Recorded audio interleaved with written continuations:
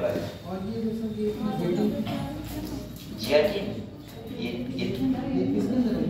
हाँ ये जीआरटी इसका ही ग्रुप उसी का कंपाउंड है जीआरटी। चलो तो एक बार बेटा सब लोग रिवाइज कर लो जल्दी से, फिर हम लोग अगले बढ़ते हैं, ठीक है, अगले बात करते हैं। बच्चे इतने कम क्यों हो रहे हैं पेपर भी आज?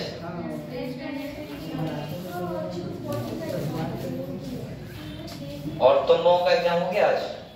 आज किसका हुआ था? केमिस्ट्री का था। तुम लोगों ने केमिस्ट्री लिया है ना? अभी तो कौन से बेसिक में हो? सेकंड ईयर में है, थर्ड ईयर में केमिस्ट्री। हाँ छोड़ ही देना वरना बहुत चक्कर काट जाओगे बाद में।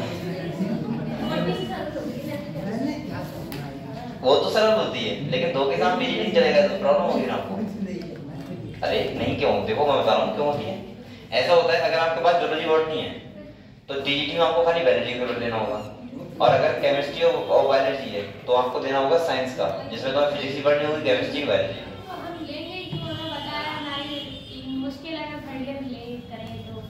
तो हाँ मैं ये नहीं कह रहा हूँ, मैं कह रहा हूँ कि जब बेसिक कर रहा हूँ तो उसका मैं बता रहा हूँ, थोड़ा सा आपको पता होना चाहिए।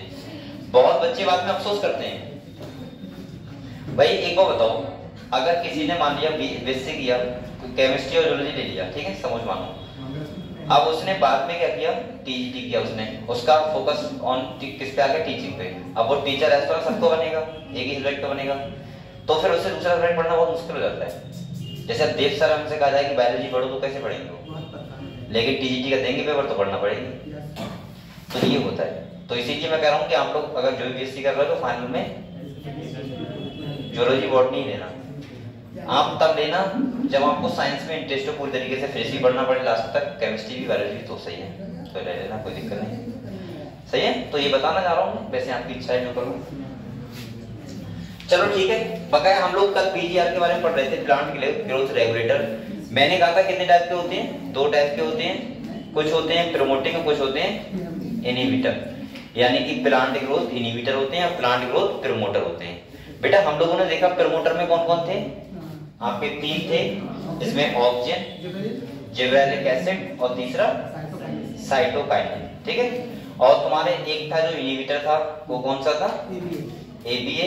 और अगर हम बात करें दूसरी, अगर हम बात करें तो दोनों में फिट बैठ जाता है, वो कौन है, इथाइलिन, ठीक है, जो गैसेस पीजीआर है, अकेला है जो गैसेस पीजीआर है, ठीक है। ये भी नीट क्वेश्चन पूछा जा चुका है। तो आप लोग पहले ये बताओ, हम लोगों ने कल 3 के बारे में पढ़ लिया था मेरे हिसाब से, इथाइलिन के बारे में पढ़ेंगे आज। तो आप लोग एक बार जल्दी से रिवीजन कर लो, ठीक है, मैंने क्या क्या बताया था आप लोगों को, करो। और आप लोग पढ़ाई में से करते रहो, ठीक है, साथ में।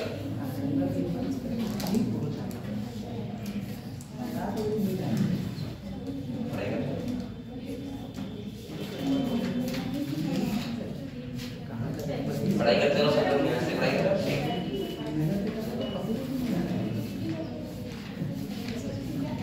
चलो बकाया बच्चे मेहनत कर रहे हैं, ठीक है।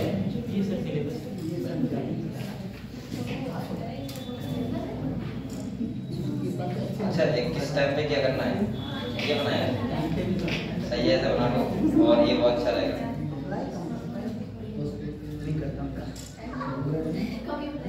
नहीं करना चाहिए, अगर आप लोग कर पाते हैं करना चाहिए, अप्लाई करना चाहिए बहुत। चलो बेटा, तो आप लोगों को टाइम टेबल बनाना चाहिए मेरे हिसाब से। अब तो बहुत कम टाइम रह गया है, आप 3-4 महीने का टाइम टेबल अप्लाई कर सकते हो, पूरी साल नहीं पढ़ना है आपको। एक बार ये खाली कैलकुलेट कर लो, मैं टाइम टेबल की बात नहीं कर रहा हूँ, कि हमारे पास कितने दिन बचे हैं और कितने दिन में कितने चैप्टर का रिवीजन करना है, बस ये कर लो, ठीक है।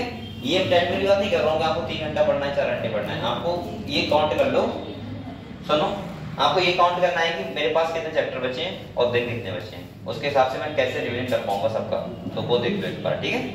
और स्टार्टिंग से पूरा बनाओ अपना बैठ के, हर चैप्टर को लिखो और उसको अपने आप से देखो कि मैं सही चल रहा हूँ उसके रिकॉर्डिंग या नहीं चल रहा हूँ, ठीक है। ये सब काम करोगे तो मुझे लग रहा है कि आप लोगों को लगेगा कि आपके पास टाइम बहुत कम है, क्योंकि फिजिक्स केमिस्ट्री भी पढ़नी है आपको, बायोलॉजी भी पढ़नी है, और हर किसी में चैप्टर आपको पता अच्छे खासे हैं। आपके पास कितने दिन बचेगा, दिन काउंट करोगे तो 120 4 महीने बचे, 4 दिन बाद 120 मान लो दिन। और 120 दिन में मुझे लग रहा है बायोलॉजी के चैप्टर आपके कितने हैं, फिर फिजिक्स, फिर केमिस्ट्री, मुझे लग रहा है 1 दिन 2 दिन एक चैप्टर को ही मिलेंगे उसके से ना, मान लो चलो कुछ चैप्टर आसान भी होते हैं, 2 दिन एक चैप्टर को मिलना है, अगर आप आज से ही पढ़ना बैठ जाओगे तो सोचो। अब वो भी तीनों सब्जेक्ट की बात कर रहा हूँ, तीनों में पढ़ना पड़ेगा एक चैप्टर, ऐसा नहीं खाली बायोलॉजी की बात कर रहा हूँ, फिजिक्स में भी और केमिस्ट्री में भी। तो आपको 2 दिन मिलना है खाली, मतलब यह है कि आपको तीनों सब्जेक्ट प्रॉपर 2 दिन में एक चैप्टर खत्म करना है। अब आप कैसे कर रहे हो वो आप काउंट कर सकते हो आराम से। तो टाइम टेबल मैंने नहीं बनाया था, लेकिन मेरा टाइम टेबल नॉर्मली यही था, अपना अपना टाइम होता है। जैसे आप लोग तो घर पे रहते थोड़ा वहां पे प्रॉब्लम हो जाती है, अगर आप लोग हॉस्टल में रह रहे हो तो वहाँ प्रॉब्लम कुछ नहीं है, आपको पता है कि मैं खाना इस टाइम खाने जाता हूँ, उससे पहले ये पढ़ लूंगा, खाना खाने के बाद ये पढ़ लूंगा, सोने से पहले ये पढ़ लूंगा। घर पे कभी ऐसा होता है कि शादी होती है उसमें जाना होता है, कभी बारात आ रही गाँव में तो उसमें देखना होता है, कभी मोहल्ले में लगन है, सही है तो मोहल्ले में डीजे चल रहा है, बर्थडे पार्टी है, कभी कुछ नहीं है तो पापा कहेंगे कि मम्मी को मौसी के यहाँ लेके चला जा, तो वही वो देखना है ना। तो अब वो देखोगे तो कहीं ना कहीं ऐसा होता है कि हम लोगों का टाइम टेबल डिस्टर्बेंस रहता है, या आज कोई काम नहीं है तो भाई ट्राली भरने चलो, गन्ना चल गया ट्राली भरने के लिए, मेरा तो नहीं करोगे कि नहीं चलना है, तो उसमें अब तुम थक जाओगे, फिर शाम को दर्द हो रहा है मेरे, तो उस चक्कर से थोड़ा सा डिस्टर्बेंस रहता है घर पे रह रहे हैं तो। लेकिन ऐसा है कि आपको, हाँ देखो मैं एक बात बोलूंगा हमेशा, अगर आपको कोई प्रॉपर काम हुआ करे, प्रॉपर का मतलब होता है कि वो काम करना ही करना है, तो वो तो किया करो, बकाया इग्नोर कर दो। जैसे किसी शादी में जाना है बच्चा, वो क्या दिक्कत है, अगली शादी में जाना, बहुत सारी शादी होंगी, उसकी नहीं होगी, लेकिन और लोग को भेज दिया करो, सही है, उन चीजों को स्किप करोगे। फालतू में किसी से जैसे बातें करना ज्यादा या फिर टाइम देना उसको, वो बंद कर दो अभी 4 महीने के लिए, सही है, क्योंकि अभी आप लोग अगर टाइम दोगे तो टाइम निकल जाएगा, पता भी लगेगा, ठीक है, ये सब ध्यान रखो। अगले क्या करना है आपको, बेसिकली अपने ऊपर टाइम खर्च करना है, और मैं कहूंगा कि ज्यादा हो सके तो किताबों के साथ रहो। किताबों का मतलब हमेशा किताबों के पास बैठ के उनको ही देखो बढ़िया करके, तो कुछ भला हो जाएगा, जल्दी हो जाएगा, ये सब ध्यान रखना है आपको, ठीक है। और अगर आप लोग सबका देखोगे कि भाई ये क्या कर रहा है वो क्या कर रहा है, तो आप नीचे कर पाओगे, अपने आप से देखो हम क्या करना है, ठीक है, और वो करोगे तो अच्छा होगा। चलो, तो हम लोग पढ़ रहे थे पीजीआर के बारे में, तो मैंने आप लोगों को क्या क्या बता दिया है, मैंने कहा था 2 टाइप के पीजीआर होंगे,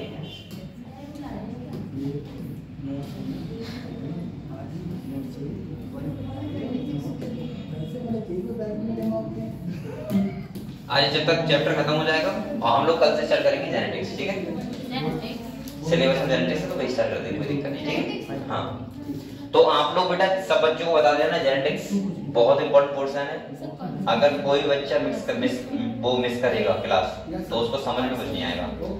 जेनेटिक्स ऐसा सब्जेक्ट है कि आप लोगों को कतई प्रॉपर क्लास लेना, मैं गारंटी से कह रहा हूँ आप लोगों को गलती नहीं होगी, ऐसा रटा दूंगा जेनेटिक्स की, आप लोग खुद सोचोगे कि अरे कंप्लीट हो गई, ठीक है।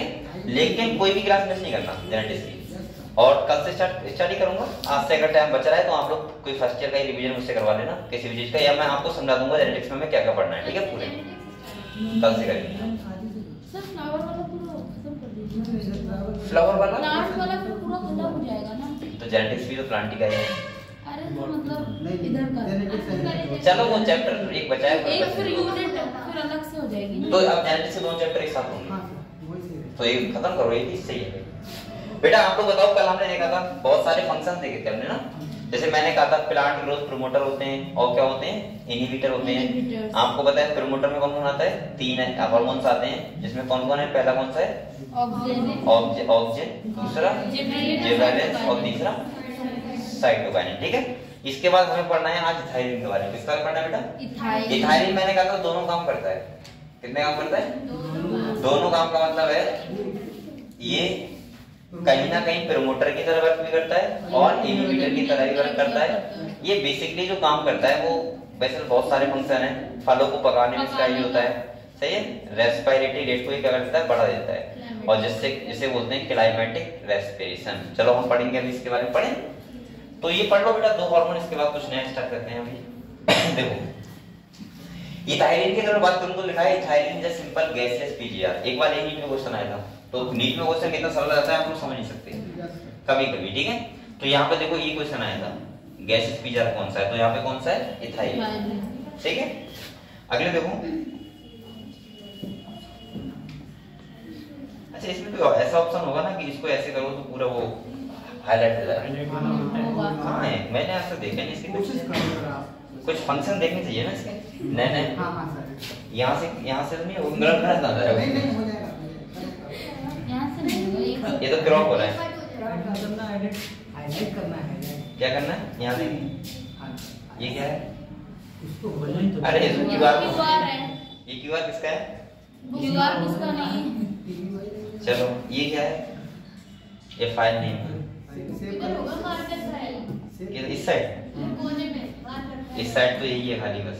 इसको नहीं और इसमें कुछ सुनना है अरे इधर सेटिंग में जाओ, सेटिंग में। यहाँ से नीचे ये तो इसमें तो यही आ जाएगा ना, हाँ सर, उससे कोई फर्क नहीं। Yes sir.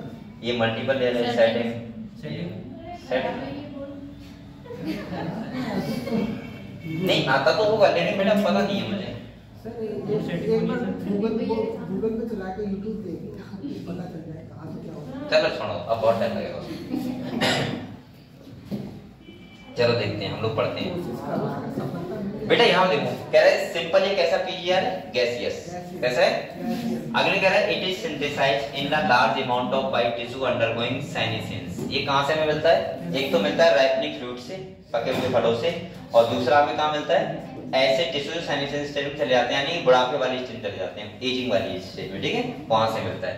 तो हम देखो पहला अंडरगोइंग सेनेसेंस और दूसरा क्या है बेटा? राइपनिंग फ्रूट्स, यानी कि इसको हम लार्ज अमाउंट में सिंथेसाइज कर सकते हैं राइपनिंग फ्रूट से और सेनेसेंस जो टिश्यू चला गया सेनेसेंस स्टेज में उससे, ठीक है। अगले कह रहा है influence of ethylene on plant induce.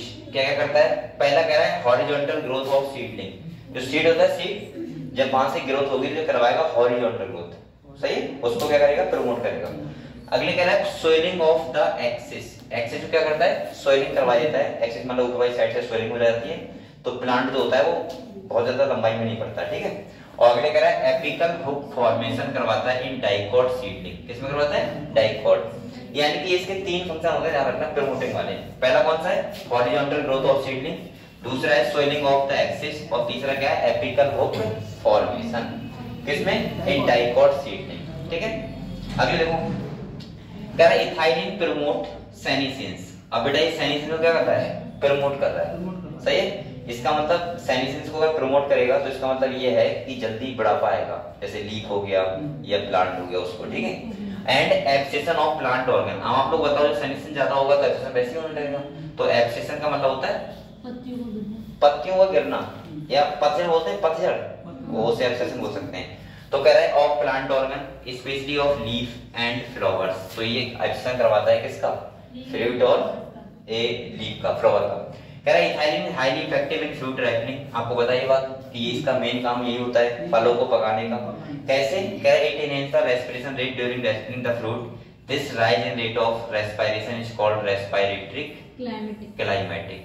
यानी कि जब रेस्पिरेटरी रेट किसी का बढ़ जाता है तो वो फ्रूट क्या हो जाता है? जल्दी पक जाता है, और जल्दी पक जाता है उस बढ़ने को, रेस्पिरेट को हम लोग बोलते हैं रेस्पिरेटरी क्लाइमेटिक। इसे स्टार मान लो बेटा, ये भी क्वेश्चन नीट में आ चुका है, ठीक है, कि रेस्पिरेटरी क्लाइमेटिक क्या होता है, कौन से हार्मोन द्वारा होता है। तो किस कौन सा हार्मोन है? इथाइलिन। अगले देखो, कह रहा है ethylene break seed and bud dormancy. अब ये क्या कर रहा है? इथाइलिन ब्रेक कर रहा है सीड एंड बड डोरमेंसी को, और कह रहा है initiate germination in peanut seed, spouting of potato tubers, यानी कि इनको क्या करवाएगा? जल्दी से इनकी जर्मिनेटिंग करवाएगा और डोरमेंसी स्टेज को ब्रेक डाउन कर देगा, ठीक है। अगले कह रहा है ethylene promote rapid internodal petiole elongation in deep water rice plant. इसे स्टार नो यहाँ पे बेटा।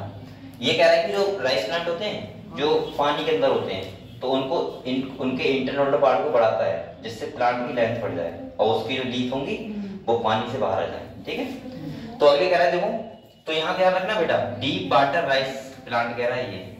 आप लोगों को यहाँ से एक बात और ध्यान रखना, एग्जाम्पल बहुत इंपॉर्टेंट है, क्योंकि काम तो आपको लेवल लगेंगे सबके सेम है, सही है, लेवल, लेकिन यहाँ पे ये बात ध्यान रखना कि कौन से हार्मोन में किसका एग्जाम्पल किस चीज का दिया है। जैसे पाइनएप्पल का कहाँ है, बनाना कहाँ है, टोमेटो कहाँ है, शुगर केन का कहाँ है, समझ गए आप लोग, कैबेज का कहाँ लिखा हुआ है, कौन सा हार्मोन लिखा हुआ है। एग्जाम्पल बहुत इंपॉर्टेंट है, डीप वाटर राइस लिखा हुआ है तो वो इथाइलिन का वर्क है, ठीक है। बकाया लॉन्ग जो प्लांट की लेंथ है वो इंक्रीज तो बहुत सारे हार्मोन करते हैं, ये नहीं कर रहा है और भी कर रहे थे, ठीक है। अगले कह रहा है it help leaf upper part of the shoot to remain above water, जिससे क्या हो कि जो प्लांट है उसके लीफ पानी से ऊपर आ जाए, सही है। अगले कह रहा है बेटा ethylene also promote root growth and root hair formation. अब ये रूट हेयर को भी और रूट ग्रोथ को भी क्या कर रहा है, प्रमोट कर रहा है। और कह रहा है बेटा thus helping the plant to increase the their absorption surface, जिससे क्या होगा, एब्जॉर्प्शन सरफेस बढ़ जाएगा। अगर कोई प्लांट है उसके रूट हेयर बढ़ जाएंगे, ज्यादा हो जाएंगे, तो उसका एब्जॉर्प्शन सरफेस नहीं बढ़ जाएगा क्या, बढ़ जाएगा। अगले देखो कह रहा है ethylene is used to initiate flowering and for synchronizing fruit set in pineapple. अब यहाँ पे कह रहा है पाइनएप्पल का हमने एक नाम और नहीं पढ़ा था ना, यहाँ पे कह रहा है पाइनएप्पल है, हाँ यहाँ देखो पाइनएप्पल का ये क्या कर रहा है, ये उसमें फ्लावरिंग करवा रहा है, पहले क्या करवा रहा है बेटा, फ्लावरिंग। और ये कह रहा है फ्लावरिंग के साथ साथ जल्दी से उस पर क्या आने लगते हैं, फल आए, यानी कि पाइनएप्पल साथ साथ आए, जल्दी जल्दी आए, तो उसको क्या कर रहा है, प्रमोट कर रहा है, ठीक है।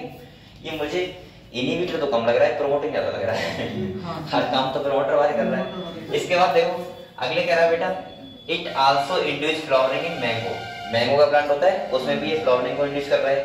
कह रहा है since ethylene regulate so many physiological process it is one of the most widely used PGR in agriculture, यानी कि एग्रीकल्चर में भी ये बहुत ज्यादा यूज होता है। जैसे अब मान लीजिए किसी की फ्लावरिंग को बढ़ाना है, सही, प्लांट की लेंथ को बढ़ाना है, तो वो सब में इसका यूज हो रहा है, तो इसके लिए होता है। अगले कह रहा है मोस्ट वाइडली, हाँ सही है। अब अगले कह रहा है ethephon in an aqueous solution is readily absorb and the transport within the plant and release ethylene slowly.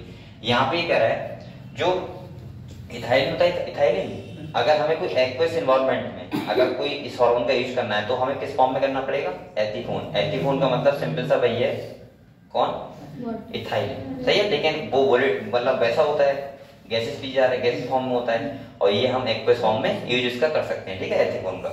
तो यहाँ पे कह रहा है ethephon is an aqueous solution is readily absorb and transport within the plant and release ethylene slowly.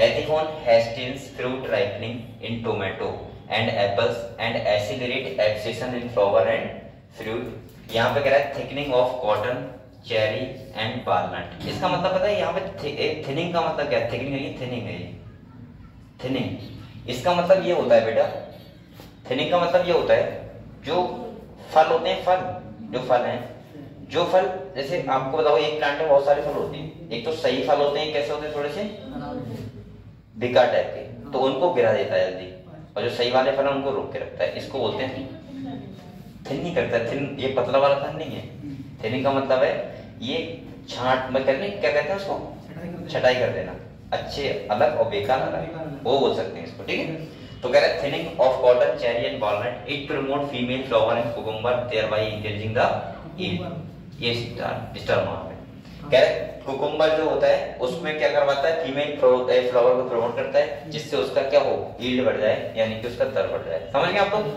तो यहाँ पे आपने क्या देखा, आपने देखा कि ये रेस्पिरेशन रेट बढ़ा के फलों को पकाने का काम कर रहा है। दूसरा आपने देखा कि जो अधिक गहराई के पानी में है जो राइस वगैरह, उसको क्या करता है, उसके इंटरनल पार को बढ़ा देता है, जिससे जो लीफ हो वो ऊपर आ जाए, ठीक है।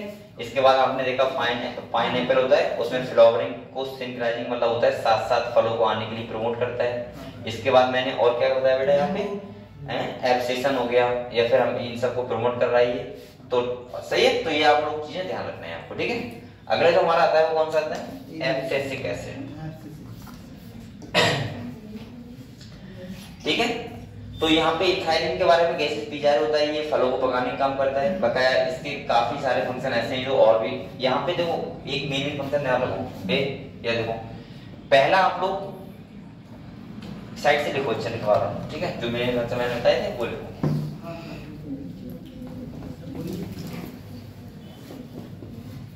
देखो पहला हॉरिजॉन्टल ग्रोथ ऑफ सीडलिंग, ये तीन फंक्शन एक साथ ध्यान रखना।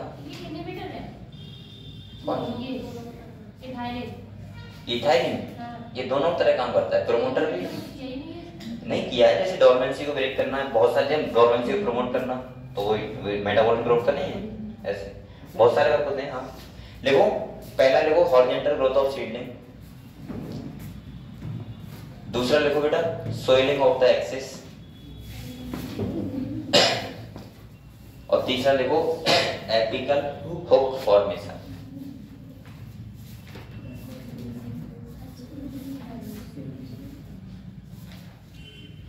सही है, ठीक है। अगले लिखो बेटा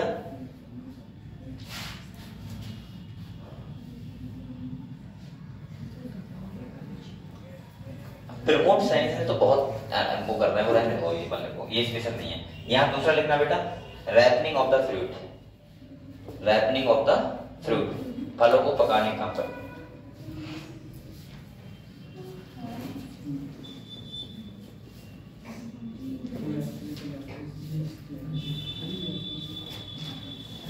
लिख लिया, लिख लिया।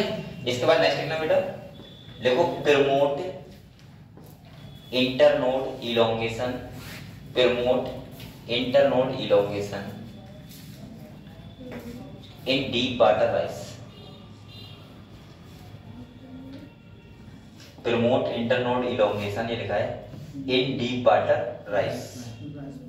सही है, जो मुझे लग रहा है यूनिक पॉइंट है वो लिखवा दे रहा हूँ। इसके बाद नेक्स्ट वो, इसके बहुत सारे फंक्शन है। देखो root hair formation, root hair formation ये इसका यूनिक फीचर है।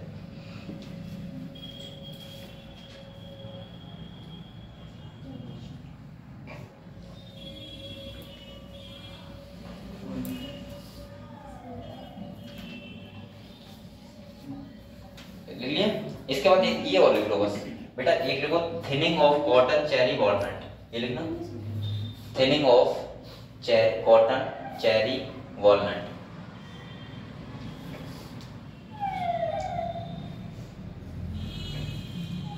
सही है,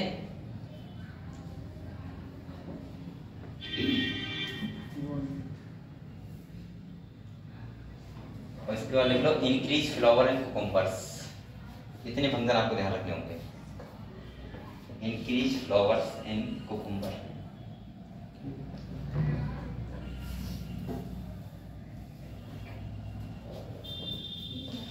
ठीक है, तो ये सारे पॉइंट आपको यूनिक है जो आप लोगों को ध्यान रखना है। इंक्रीज फ्लावर इन कुकुम्बर,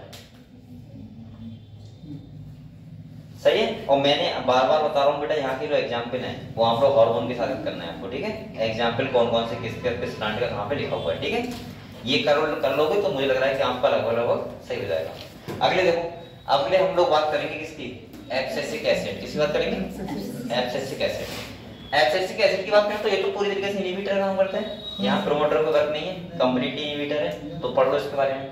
देखो कह रहा है as mention earlier abscisic acid was discovered for its role in regulating abscission and dormancy. तो बेटा देखो, अब यहाँ पे देखो आप लोग, इसका सिंपल सा ही बता रहा है कि यहाँ पे बेटा ये क्या कर रहा है, देखो discover for its role in regulating abscission and dormancy, यानी कि डोरमेंसी को और एब्सेशन क्या कर रहा है, रेगुलेट कर रहा है, उसको बना के रख रहा है, ठीक है। अगले कह रहा है but like other PGR it also has other wide ranging effect on plant growth and development. It acts as a general plant growth inhibitor. इसका काम क्या होता है, प्लांट ग्रोथ इनहिबिटर होता है। And an inhibitor of plant metabolism, ये plant की metabolism कम करता है। और कह रहा है एबीए इनहिबिट्स सीड जर्मिनेशन, और ये किसको रोकता है, जब आप लोग बताओ डोरमेंसी को प्रमोट कर रहा है तो इसका मतलब सीड जर्मिनेशन क्या करेगा, इनहिबिट करेगा, रोकेगा। कह रहा है ABA stimulate the closure of stomata. AB क्या करता है, स्टोमेटा को क्लोज रखता है और increase the tolerance of plant to various kind of stress. अब देखो यहाँ पे क्या है, अगर मान लीजिए कोई ऐसा एटमॉस्फेयर है जहाँ पे स्ट्रेस कंडीशन आ गई, तो ये जैसे पानी की कमी है, तो ये क्या करेगा, स्टोमेटा को क्लोज कर देगा, जिससे प्लांट थोड़ी देर के लिए ग्रोथ तो कम करेगा, लेकिन वो सह सकता है उस किसको भाई, उस कंडीशन से सकता है। इसीलिए इसको बोलते हैं स्ट्रेस हार्मोन। क्या बोलते हैं बेटा, स्ट्रेस हार्मोन। तो लिखा है हाँ, it is called the stress hormone. इसका मतलब ये हुआ, जैसे समझ पानी की कमी है किसी प्लांट के पास, ठीक है, तो इसने क्या किया, स्टोमेटा को क्लोज कर दिया। अब स्टोमेटा को क्लोज कर देगा तो प्लांट को थोड़ा दुख तो होगा, दुख का मतलब ग्रोथ तो कम करेगा प्लांट, लेकिन उस टाइम पीरियड को वो क्या कर लेगा, व्यतीत कर लेगा, और उसके बाद उसके अंदर एक क्षमता आ जाएगी स्ट्रेस मतलब पावर झेलने की। समझ गए हम लोग। तो ये वो इसीलिए इसको बोलते हैं स्ट्रेस हार्मोन। एक तरफ से प्लांट को नुकसान तो है लेकिन वो सह तो सकता है ना उसको कंडीशन को, तो सहने के लिए क्षमता देता है। समझ गए आप लोग? तो ये इसका इंपॉर्टेंट पॉइंट है हिस्टोरेमोन। स्ट्रेस हार्मोन कैसे कहते हैं, ठीक है, और क्यों कहते हैं, क्योंकि ये क्लोजर ऑफ स्टोमेटा, स्टोमेटा को क्लोज रखता है। अगले कह रहा है एबीए प्ले एन इंपॉर्टेंट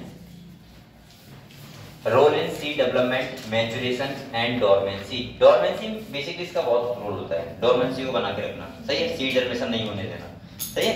अगले कह रहा है बाय इंड्यूसिंग डोरमेंसी। अब भाई इंड्यूस कर रहा है डोरमेंसी, तभी तो मेटाबॉलिक का रोल पड़ा है सीड की, समझ गए, इसीलिए इसको बोलना है इनहिबिटर। अगले कह रहा है ABA help seed to withstand desiccation and other factor unfavourable for growth in most situation. ABA act as an antagonistic to gibberellic acid. यहाँ पे कह रहा है ये इसका ये एंटागोनिस्टिक किसका होता है, जिब्रेलिक एसिड का, जब कोई अनफेवरेबल कंडीशन होती है तब, क्योंकि वो सारे काम वो करता है जो बढ़ाने के, और ये सब काम क्या कर रहा है, रोकने के, सही है। और अनफेवरेबल कंडीशन में कभी ऐसा होता है कि ग्रोथ चाहे भले ही कम हो लेकिन उस कंडीशन को झेलने की क्षमता आ जाए, बस बात खत्म, ठीक है। उसके बाद फिर से सर चीजें सही हो जाएंगी तो फेवरेबल कंडीशन आएगी, फिर से प्लांट ग्रोथ करने लगेगा। तो समझ गए आप लोग, ये इंपॉर्टेंट पॉइंट है, एंटागोनिस्टिक होता है किसके, जिब्रेलिक एसिड के। कौन, एबीए, सही है। कह रहे be many summarise that for any and every phase of growth, differentiation and development of plant, one or the other PGR has some role to play. Such role could be complementary or antagonistic. These could be individualistic or synergistic. आपने बहुत सारे यहाँ पे hormone पढ़े, आपको कुछ ऐसे hormone होंगे जो साथ साथ एक जैसा काम कर रहे हैं, कुछ हार्मोन ऐसे होंगे जो एक दूसरे कैसे एंटागोनिस्टिक। एंटागोनिस्टिक मतलब जानते हो क्या होता है, अपोजिट फंक्शन। अगर आपको ना पता हो तो यहाँ लिख लो, बेटा ऐसे नहीं बताओ, लिख लो अपोजिट फंक्शन,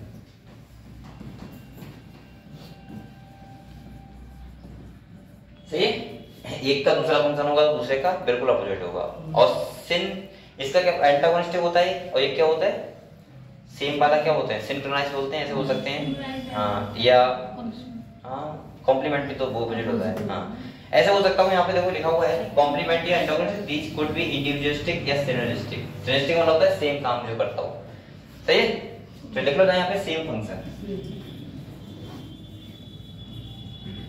तो आपने इतने सारे यहाँ पे पढ़े, तो आपने देखा कि डिफरेंट डिफरेंट फेज में प्लांट के डिफरेंट हार्मोन्स जो होते हैं वो वैसे ही काम करते हैं, चाहे वो अकेले काम करें, चाहे वो दो हार्मोन साथ साथ काम करें, चाहे दोनों एक दूसरे के क्या काम करें, एंटागोनिस्टिक, लेकिन वो सारे डेवलपमेंट में ग्रोथ में प्लांट क्या करते हैं, हेल्प करते हैं। समझ गए हम लोग? अगले कह रहे हैं similarly there are a number of event in the life of plant where more than one PGR interact to affect that event, जैसे डोरमेंसी इन सीड हो गया, एब्सेशन हो गया, सेनेसेंस हो गया, एपिकल डोमिनेंस हो गया, ये सारे फंक्शन करते हैं बहुत सारे हार्मोन एक साथ, ठीक है। आपने देखा होगा बेटा, अभी हमने देखा था कि सीड डोरमेंसी हो गया, उसको बहुत सारे हार्मोन्स, मतलब एक काम को बहुत सारे हार्मोन एक साथ कर रहे हैं। तो इसीलिए यहाँ पे क्या होता है, कंफ्यूजन होता है बच्चों को, लेकिन आप लोगों को ध्यान रखना है एग्जाम्पल। यहाँ जब भी क्वेश्चन आया आज तक एग्जाम्पल से आया, मतलब वो साथ में एक एग्जाम्पल लगा देगा जिससे आप डिफरेंट क्रिएट कर पाओ दूसरे हार्मोन से किसी दूसरे हार्मोन का।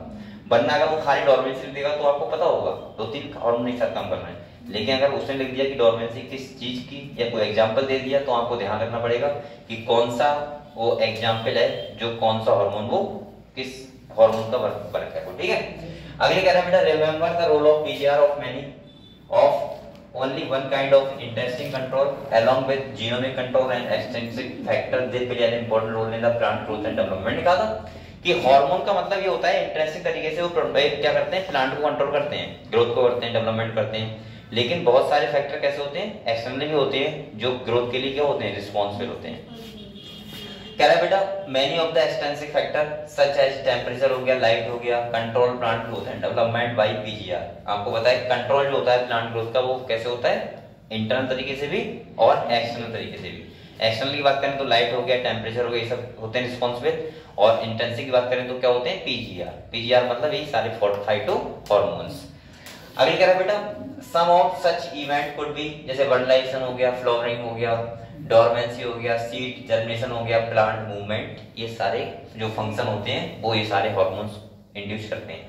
अच्छा एक बार सोचो आप लोग, जब जैसे कोई प्लांट होता है, सही, जब कोई प्लांट में फ्लावरिंग होती है तो क्या वो उसमें हार्मोन्स का इफेक्ट नहीं होता है, हार्मोन्स की द्वारा ही होती है। जैसे आपने पढ़ा था इंड्यूस फ्लावरिंग ये करवाते हैं, तो कहीं ना कहीं ऐसा मैं बोल सकता हूँ कि इंटरनल और एक्सटर्नल, क्योंकि प्लांट के पास कोई नर्वस सिस्टम नहीं है। जैसे हम लोगों के पास नर्वस सिस्टम होता है, हमें पता होता है कि जनवरी चल रही है तो हमें ये काम करना है, फरवरी चल रही है ये काम करने हैं, कपड़े पहनने हैं, फरवरी आ गई, सही है। लेकिन प्लांट को नहीं पता होता है। तो प्लांट कैसे, अब जैसे आम का प्लांट, एक बार बताओ, आम का प्लांट है, उसे कैसे पता है कि हमें मार्च में फ्लावरिंग करनी होती है? कॉन्शियसनेस उसके अंदर कैसे आती है बताओ? उनके अंदर, मैं बोल रहा हूँ कोई नर्वस सिस्टम तो नहीं होता ना, न्यूरॉन्स से नहीं होते उसके अंदर। हाँ, तो उनको पता भी तो नहीं होता, लेकिन हम बोल सकते हैं वो एक्सटर्नल फैक्टर, एक्सटर्नल का मतलब आउटर एटमॉस्फेयर कंडीशन से पता लगा लेते हैं कि ये कौन सा मौसम चल रहा है, और सारे के सारे प्लांट एक साथ फ्लावरिंग करते हैं। क्या ऐसा होता है कभी कि भाई ये काम का प्लांट जनवरी में कर रहा है, ये काम मार्च में कर रहा है, तो नहीं होता ना, एक साथ सब करते हैं। तो इसका मतलब ये है कि प्लांट का भी जो कंट्रोल सिस्टम है पूरा, वो दो बातों पर डिपेंड करता है, एक्सटर्नल फैक्टर और इंटरनल फैक्टर, सही, दोनों चीजों पे। क्लाइमेटिक फैक्टर भी होते हैं। Correct, we shall discuss briefly the role of light, temperature, both of them the extensive factor और इनिशिएशन ऑफ फ्लावरिंग। और ये क्या करवाते हैं, किसी भी प्लांट में फ्लावरिंग कराते हैं, ठीक है। तो आप लोगों ने ये सब जो आपका चैप्टर था प्लांट ग्रोथ एंड डेवलपमेंट, एक बार इसको रिवाइज कर लो जल्दी से, और देखो इसमें कुछ आपको पूछना हो तो पूछ सकते हो मुझसे। अरे वो देख रहा हूँ मैं था मैंने, अच्छा बोल जाओ।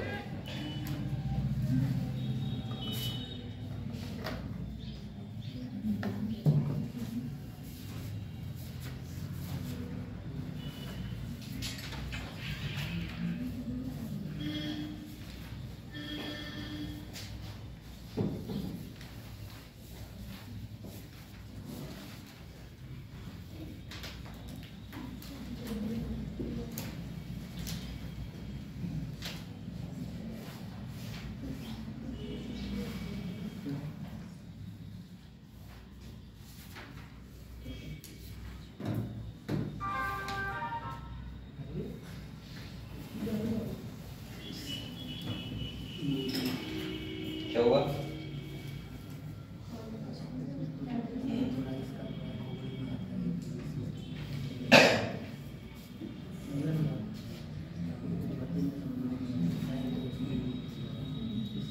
बेटा तो आप पढ़ो, मैं कुछ देख रहा हूँ, ठीक है, तो मैं आपको बता रहा हूँ मेरे को।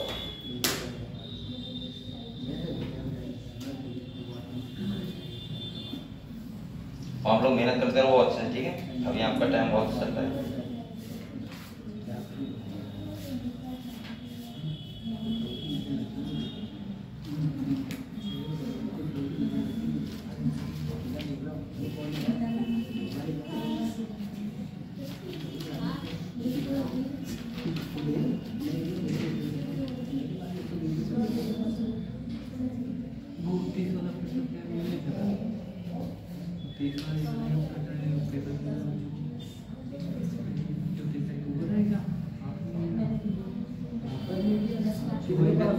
अच्छा, आपका फर्स्ट ईयर ऑलमोस्ट खत्म हो गया। अरे तुम्हारा नहीं बोल रहा हूँ मैं, यहाँ बोल रहा हूँ। इसमें कौन चैप्टर होता है? कोई से नहीं बचा ना, वो फैमिली रह गई। सही सही। और बकाया हो गया सब? बकाया बेटा आप लोग सब तैयार करो अच्छे से बैठ के, मैं पढ़ा दूंगा आप लोगों को, फैमिली पढ़ा दूंगा। हाँ आ सकते हैं, पिछली बार आप गए थे ना, इसीलिए मतलब नहीं पढ़ाया। ये तो कह रही है नहीं पढ़ाया था।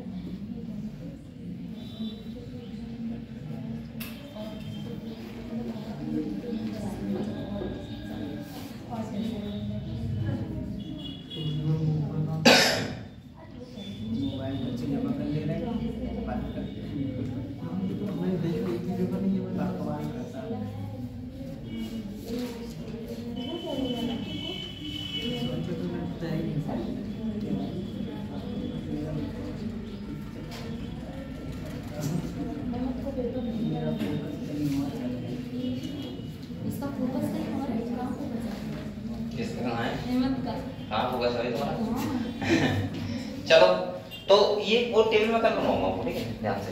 बाद में फिर वो मैंने वो स्क्रीन लिया था सुनो, लेकिन वो पता नहीं क्यों नहीं आ रहा है, फोन में दिखाई नहीं रहा है, हो जाता है कभी जल्दी में। चलो कोई बात नहीं, आप लोग ऐसा करो ये चैप्टर को पढ़ो एक बार, और उसके बाद आप लोग ये बताओ मुझे फर्स्ट ईयर में कोई चैप्टर जो आपको ऐसा लग रहा हो कि सर एक बार उसके बारे में थोड़ा बता बताओ, कोई भी अच्छा पूरे फर्स्ट ईयर में आपको ऐसा चैप्टर लग रहा हो तो दोबारा मुझसे पूछना है। पूरी फर्स्ट ईयर में जो आपको ऐसा लग रहा हो कि सर ये वाला चैप्टर थोड़ा सा मुझे समझा दो, डिटेल नहीं लेकिन नॉर्मली। और अब आप लोग एक बात पहले मेरी सुन लो बेटा, अब आप लोग ऐसे तैयार करो जैसे पूरा फर्स्ट ईयर आपको कहीं से भी टेस्ट ले लिया जाए, कतई एकदम तैयार करना है बैठ के। 12th का हम लोग स्टार्ट करेंगे अब, तो 12th का पोर्शन तो अभी काफी बचा है, जेनेटिक्स बचा है, पूरा बायोटेक्नोलॉजी तो हो गया ना, इसके बाद तुम्हारा ह्यूमन हेल्थ एंड डिजीज वो सब बचा है, इकोलॉजी बचा है, तो वहां पे तो काफी है, लेकिन फर्स्ट ईयर कंप्लीट हो गया आपका। तो फर्स्ट ईयर को पूरे कंप्लीट करो एक करके हर चैप्टर। किसके फोटोसिंथेसिस, चलो ठीक है। और बताओ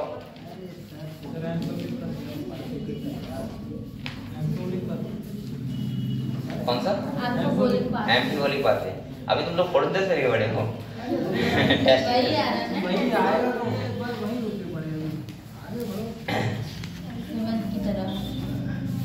अच्छा टेस्ट की वजह से गुजरे, टेस्ट वही आ रहा है।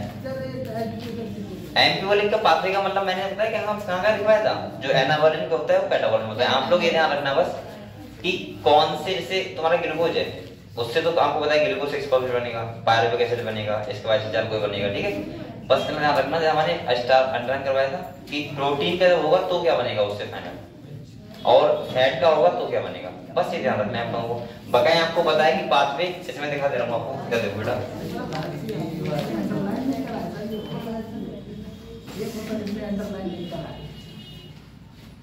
गूगल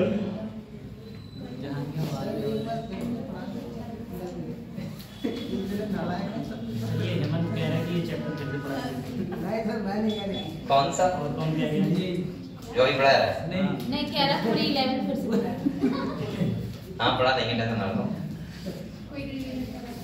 पूरी फर्स्ट ईयर का आप लोग ऐसा करना, शाम को आना यहाँ पे और रात भर पढ़ना, सुबह तक पढ़ना, परमिशन ले लेना सबसे, मैं पढ़ा दूंगा, ठीक पढ़ है। लेंगे आप, पढ़ा लेंगे। हाँ पढ़ा दूंगा, खाना लेके आना और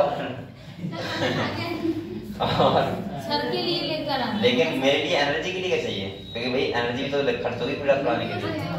ग्लूकोज लेते हैं, ग्लूकोज मेरे लिए लेके आएंगे, वो आपके लिए लेके आएंगे, आप डर रहोगे।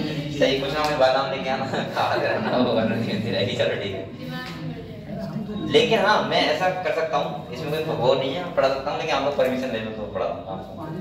सुबह से लेके शाम तक। शाम से लेके सुबह तक कह रहा हूँ, सुबह से लेके शाम तक नहीं कह रहा हूँ। दिन में मुझे और भी काम होते हैं बहुत सारे।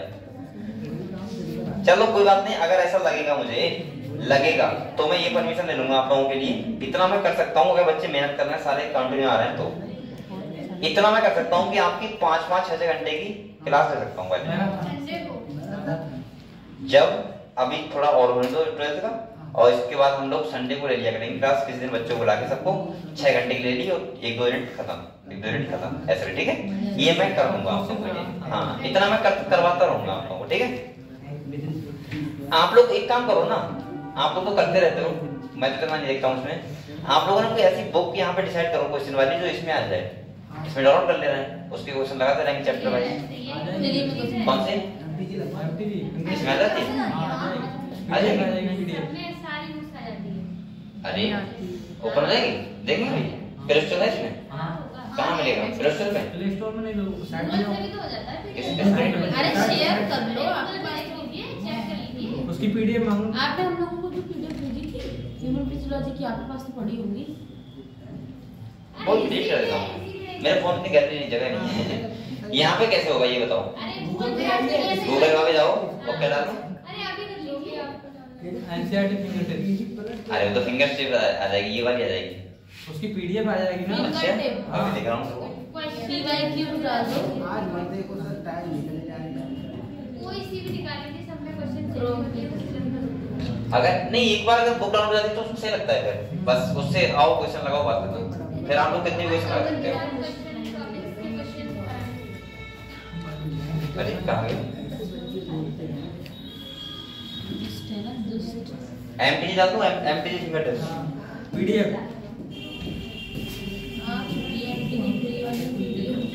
इसका कुछ तो फायदा लो बदो। ये है सही, कर दूं अभी? हाँ बताओ। ये खरीदने के लिए आ रही है। पीडीएफ आएगी कहाँ? वो नीचे कल दे दूंगा मेरे पास है। हाँ बताओ ये आ गई, इस पर टिक करो। किस पे करूँ?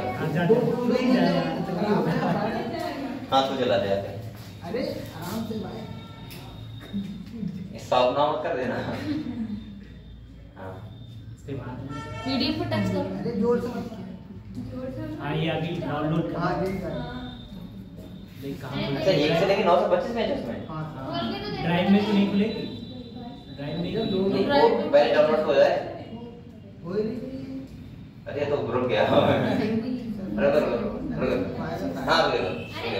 डाउनलोड है पीडीएफ रुक जाओ। चेक तो कर लीजिए पहले। अरे भाई रुक। अरे खुलेगी तब ना चेक होगी। अब पहले वो डाउनलोड तो हो जाए। कहाँ है? अरे चेक कर लो सही। जो ये पूछ रहा है आईडी नहीं मिली आईडी इस पे। तो आईडी अपने क्या था? तो बना लीजिए अपनी। नहीं डाल सकते नहीं इसे। नहीं नहीं गलत बात है। अपनी डाल सकते हैं आप। ये उधर तो इनकी बैठो। डाल- ये वो है तो ऐसा करो, मैं अपने कोई बच्चा फोन में कर सकता है और फिर इसमें ट्रांसफर कर लेंगे। जिसके फोन में ज्यादा सही, इसके फोन में इसके वो कर लेना। ये नया फोन लेके आया हूँ, इसी के बता दीजिए। ये है। और मैं आप लोगों को ये बता दूंगा अगर आपको डाटा ट्रांसफर खर्च होगा तो। कुछ भी नहीं रहता फोन। ठीक है, तो ये करना फिर आपको फायदा जाएगा बहुत ज्यादा। यहाँ से क्वेश्चन जिस चैप्टर का होगा तुरंत लगवा दीजिए कि सर ये वाला क्वेश्चन है, ये लगवाओ। सही रहेगा बताओ? सर हर चैप्टर के क्वेश्चन लग रहे हैं। हाँ तो हर चैप्टर की हो जाएगी फिर तो आपके पास। पीडीएफ डाउनलोड कर लेना ठीक है। टीची में तो सारे आ जाते हाँ। हिंदी वाली करेंगे हम। अरे नहीं खाली। ऐसा हो सकता है हिंदी इंग्लिश दोनों में क्वेश्चन लिखा हो, ऐसे भी पीडीएफ नहीं होगी। ऐसा वाला नहीं आता। ऐसा केवल तो ऐसा करो, हिंदी कर लेना इंग्लिश कर लेना, जिससे दोनों डाल देंगे इसमें। अरे सुनो, कोई क्वेश्चन अगर इंग्लिश में समझा रहा हूँ हिंदी समझ नहीं आ रहा है तो हिंदी देख लिया, और हिंदी समझ आ रहा है तो इंग्लिश देख लिया। ठीक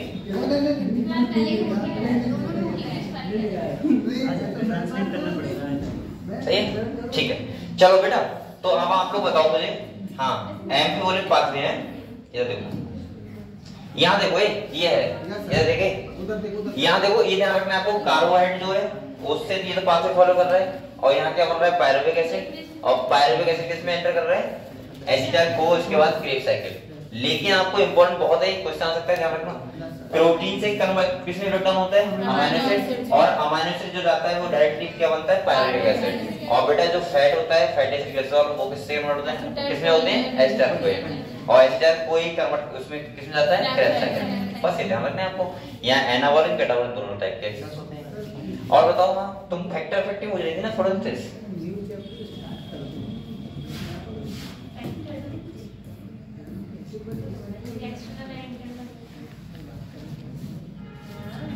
इससे भी आपको बहुत हेल्प मिली है, आपको पता है इससे, क्योंकि आपका सिलेबस इतना तेज चल रहा है, फर्स्ट ईयर हो गया।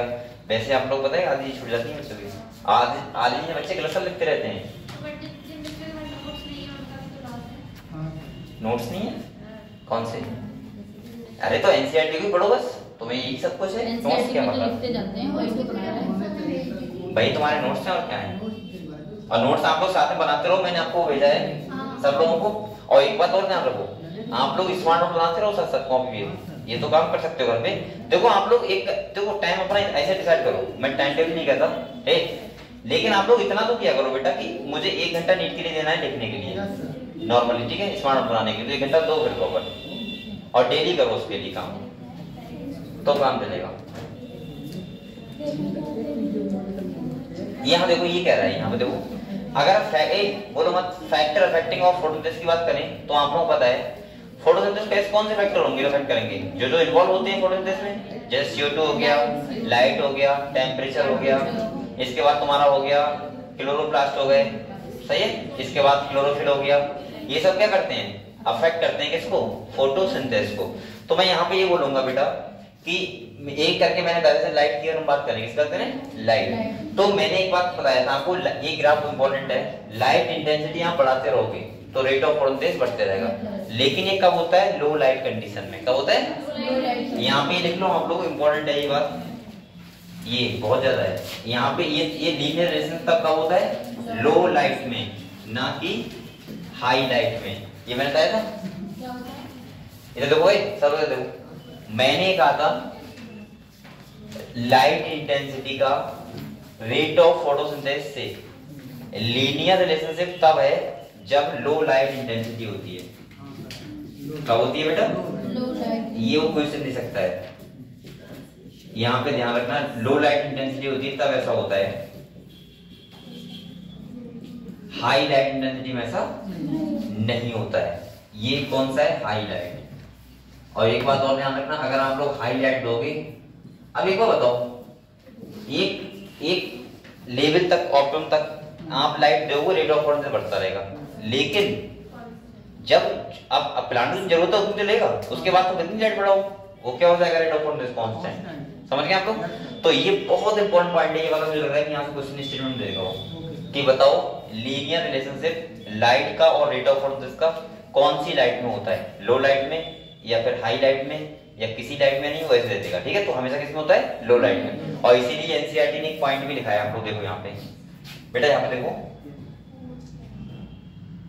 यहाँ देखो क्या कह रहा है, between incident light and CO2 fixation rate linear relationship लिखा है, incident light and CO2 fixation rate of low light intensity लिखा है, यहाँ मैंने स्टार बनवाया था आपको कि ये लो में होता है ना कि हाई में। तो यहाँ पे आपको ध्यान रखना है। अच्छा एक बात और बताओ, ये तब तक तो होगा जब तक कोई दूसरा लिमिटिंग ना हो। समझ में आया?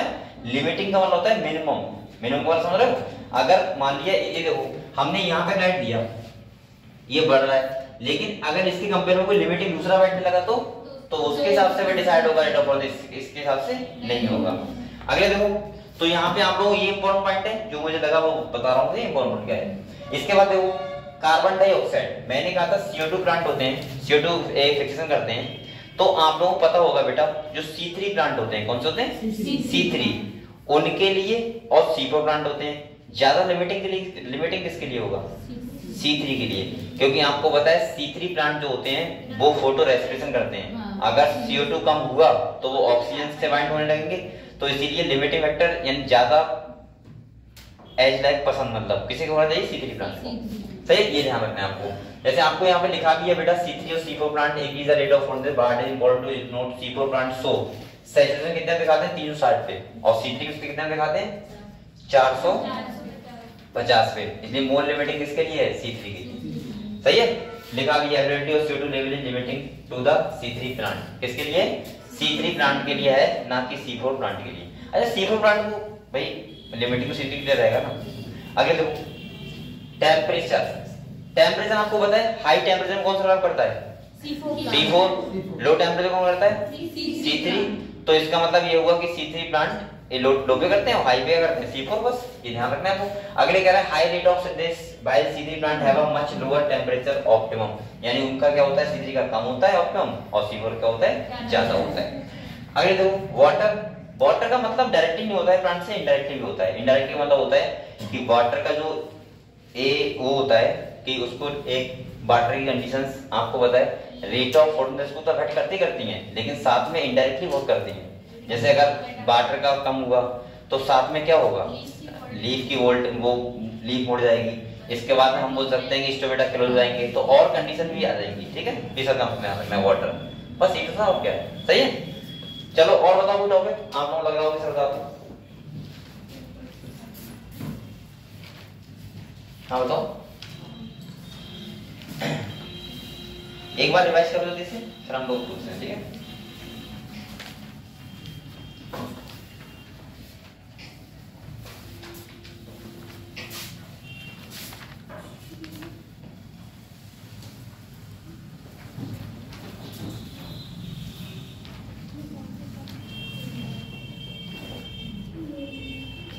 आप लोग बेटा इस सिलेबस को बार बार पढ़ते रहा करो, बार बार कितनी बार पढ़ोगे तो कब तक तैयार नहीं होगा। आप लोग पढ़ते रहो, मैं आपको इतनी बार कोशिश करूंगा, आप लोग टेंशन ना लो, पेपर और थोड़े दिन और पढ़ो कि मैं आपको 4-4 घंटे क्लास ले लिया करूंगा संडे को। ठीक है, जिससे आप लोगों का काफी बार क्लियर हो जाएगा चीजें। तो फिर कब तक तैयार नहीं होगा? अगर आप लोग कोशिश से लगे पड़े हो तो कि मुझे तैयार ही करना है, तो कब तक नहीं होगा। मैं मानता हूँ कि बायोलॉजी तो आपको तैयार करा के मानूंगा मैं, अगर आप लोग सही से पढ़ रहे हो घर पे तो। बस यही आपको कंटिन्यू रहना है और मेहनत करते रहना। ठीक है, यही ध्यान रखना।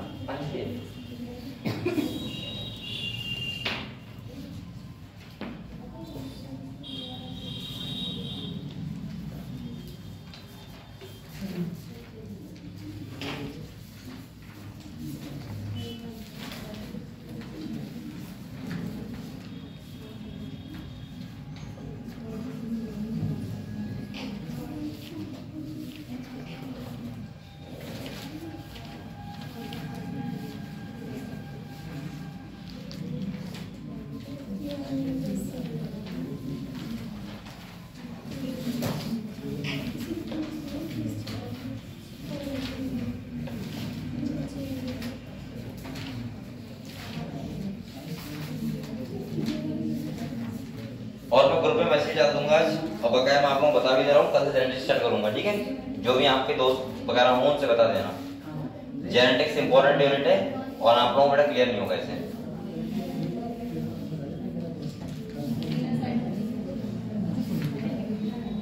तो मुझे लग रहा है बोलो मत, मुझे लग रहा है कि आप लोगों का फर्स्ट ईयर लगभग कंप्लीट होगा, बहुत ज्यादा आपके डाउट नहीं होंगे। बकाया हाँ आप लोग क्वेश्चन लगाओगे तो आपको कुछ टॉपिक में डाउट हो भी सकते हैं और मुझसे आप कंटिन्यू पूछ भी सकते हो, ठीक है। सर अगला टेस्ट 11th का देंगे ना। अगले सेशन में कोशिश करूंगा कि आप लोगों को फुल 11th दे दूं, फुल 11th। कोई चैप्टर नहीं, कुछ भी नहीं, कहीं से क्वेश्चन लगता है और आप लोग पूरा तैयार करो अगले टेस्ट में, मतलब फर्स्ट ईयर का फुल लेंथ टेस्ट सबसे बढ़िया रहेगा, सही रहेगा। जिससे आप ओवरऑल की तैयारी कर लो और आप लोगों का माइंड सेटअप पता लग जाएगा कितना अच्छा है किसी दूसरे चैप्टर में जाने से। अब जैसे एक चैप्टर है मान लिया, सुनो फिर एक बार फिर से हाँ कर लेंगे। सुनो, इस सैटरडे प्लान के लिए जाएगा मतलब 3 चैप्टर का, उसके बाद नेक्स्ट तो कुछ नहीं होगा, फिर उसके बाद आप पूरी ला सकते हो। सुनो तो मैं जैसे एक सुनो, जब हम टेस्ट लेते हैं 2 चैप्टर का 3 चैप्टर का, तो उसमें उससे फिर बहुत सारे क्वेश्चन उसी के होते हैं। हाँ। अब आप लोग ऐसा कोशिश करो कि एक चैप्टर से 2 क्वेश्चन होगा नहीं, किसी से एक हो किसी से कोई ना हो, और आप लोगों का माइंड डाइवर्ट हो बार बार, जिससे क्या हो कि आप लोग उस कंडीशन में आओ। और मैं ऐसा करूंगा फर्स्ट ईयर का एक नहीं लूंगा, फिर लगातार फुल लेंथ फर्स्ट ईयर लेते रहूंगा 2-3, हाँ, सही है 2-3 टेस्ट हाँ। लगातार, और इसके बाद फिर 12th का स्टार्ट करेंगे, और जब एक कंडीशन में 12th भी होने लगेगा तो फिर कहीं से भी आ सकता है, ऐसे कर देंगे, ठीक है। तो आप लोग कोशिश करेंगे फर्स्ट ईयर के फुल लेंथ चैप्टर टेस्ट में 2-3 ले लगातार, ठीक है। तो आप लोग तैयार करो, ये वाला टेस्ट देने के बाद और अच्छे से तैयार करो फर्स्ट ईयर, और फुल लेंथ टेस्ट होगा तो आपका और वो एक होता नहीं है, आपको लगेगा कि पूरा हमें पढ़ना है। पूरा 11th हाँ, सही ठीक है। और पूरा 11th एकदम रट जाओगा तो हर अच्छे तरीके से, उसमें आप लोग कितने नंबर ला रहे हो ये डिसाइड करेगा बहुत ज्यादा नीट में कितने आएंगे, सही है। अगर आप फर्स्ट ईयर में फुल फर्स्ट ईयर का मैं लूंगा और अगर उसमें आप अच्छे नंबर ला पा रहे हो तो इसका मतलब ये है कि अब आप लोग नीट में भी अच्छे नंबर ला पाओगे, ठीक है। तो बकाया आप लोग मेहनत करो और बताओ कि अब तो फिर जेनेटिक्स के बारे में सुनना है आपको, बताओ हाँ सर जेनेटिक्स यस यस सुनना है। हाँ सर चलो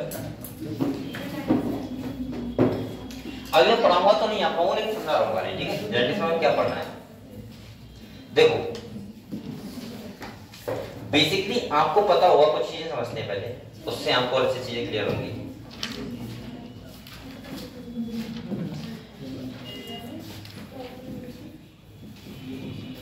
जेनेटिक्स आपको पता होगा, जेनेटिक्स जो फादर थे उन्हें क्या बोलते हैं, फादर को father of genetics Gregor John Mendel, सही है। मेंडल को बोलते हैं फादर ऑफ जेनेटिक्स।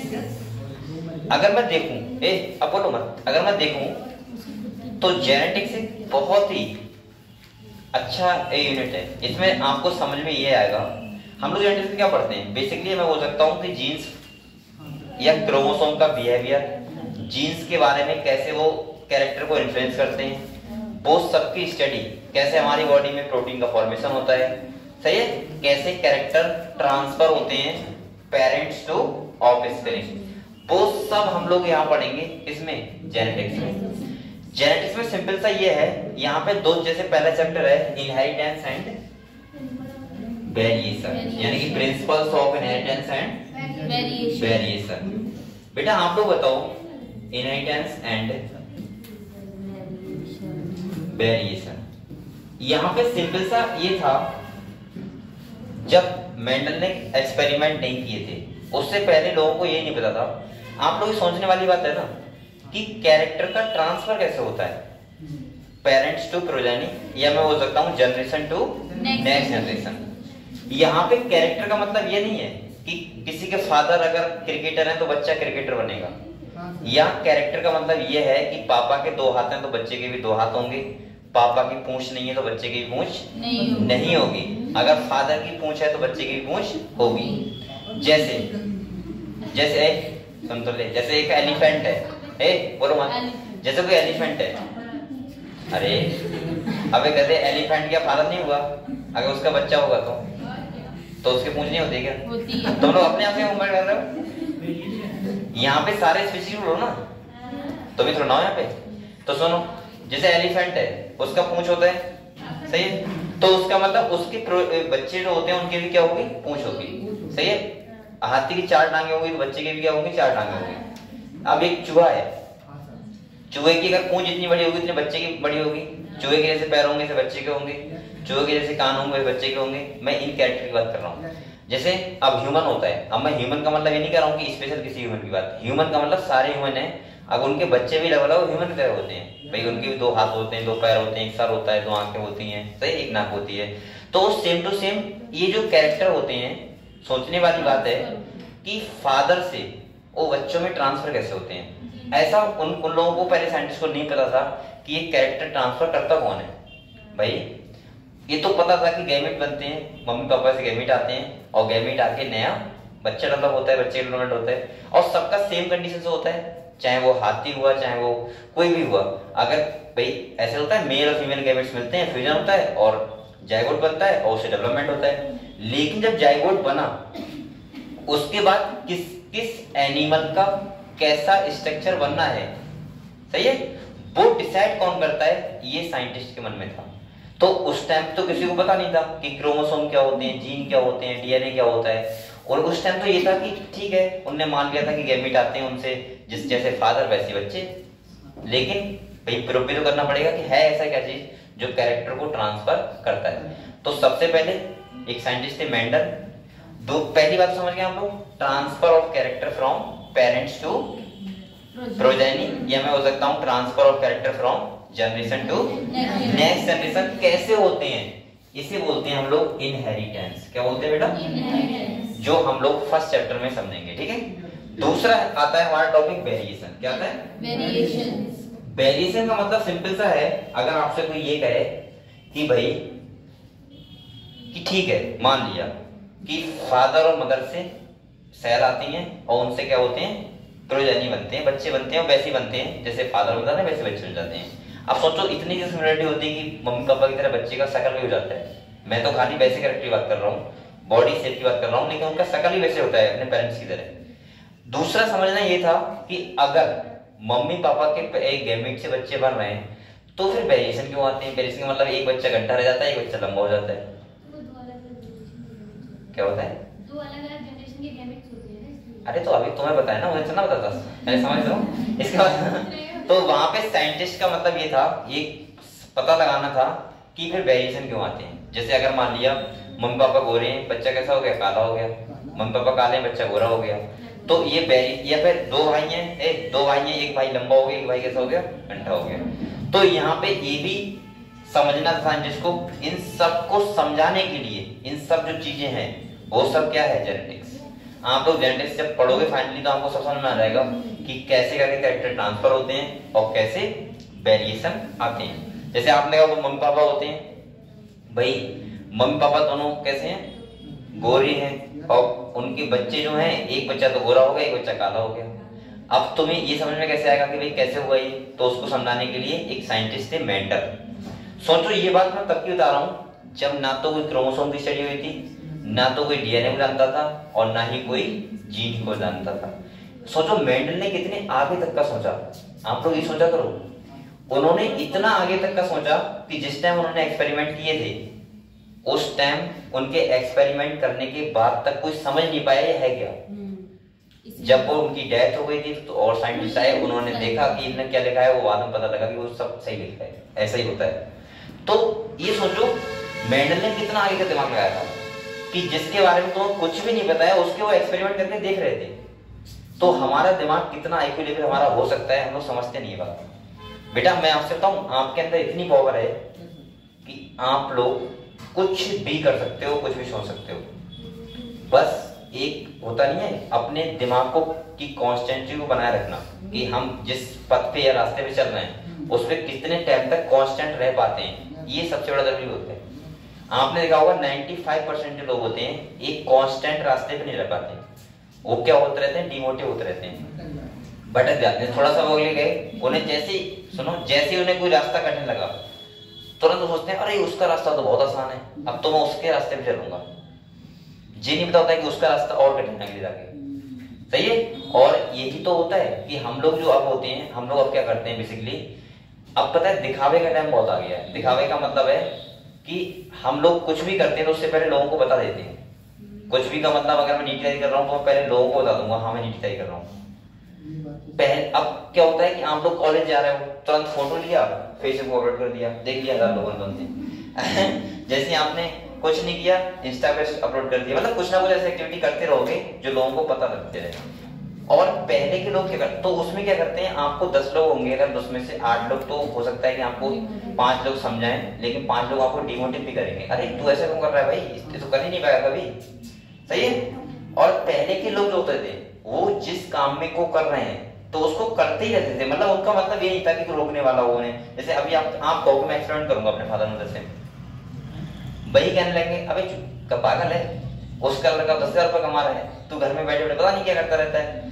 अगर आपका एक एक्सपेरिमेंट फेल हो गए तो कहेंगे और रुपए भी नहीं देंगे, घर से निकाल देंगे। समझ रहे हो, कहना ये नहीं पढ़ाई करने कोई वो एक्सपेरिमेंट नहीं करवाने देंगे ना, क्योंकि हमारे हम तो अकेले नहीं होते, हमारे फैमिली वाले भी साथ होते हैं ना हमारे। लेकिन वो पहले के टाइम में क्या होता है कि जो साइंटिस्ट जो कर रहा है वो करता रहता कई सालों तक का। सोचो आपने ऐसे बहुत सारे एग्जाम्पल देखे होंगे, जैसे उसका वो आइंस्टीन का या हाँ देखो उसने वो अंडों पे बैठे थे। हाँ एक वो बनाया था चिड़िया के तो कितना सकारात्मक था, उसकी मैडम ने क्या निकाल दिया कि ये बेकार बच्चा है माइंड से, और वो सोचो बाद में साइंटिस्ट बना। तो आप लोगों अंदर इतनी क्षमता है ना कि आप लोग चाहो तो आप लोग कुछ भी कर सकते हो, लेकिन कब, जब एक कांस्टेंट रास्ते पर चलते रहोगे।